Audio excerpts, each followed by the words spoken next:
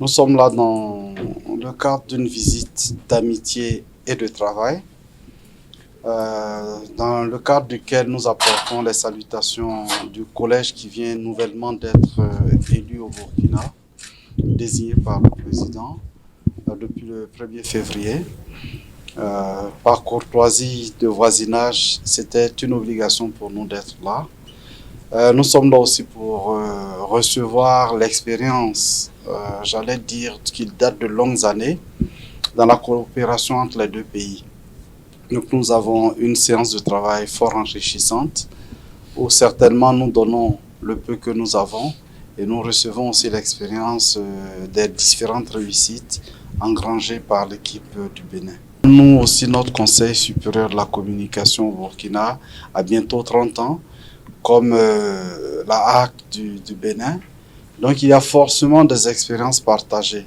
Et sur certains endroits, notamment techniques, notamment au niveau législatif, les textes sont différents, mais les finalités sont les mêmes.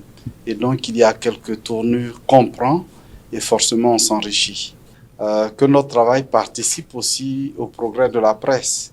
Maintenant, comme vous le savez, les régulateurs sont là, pas pour contraindre la presse, mais comme par définition, toute liberté est celle qui s'accepte elle-même des limites.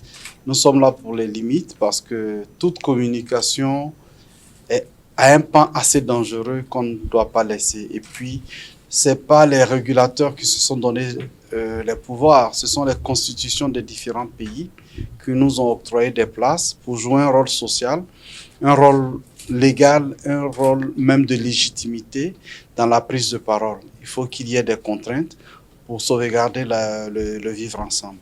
J'apprécie à sa juste valeur le sens de responsabilité qui a été dégagé, à sa juste valeur aussi la maîtrise des différents sujets. Et donc oui, c'est ce sentiment-là. Ajouter à tout cela le rapport humain.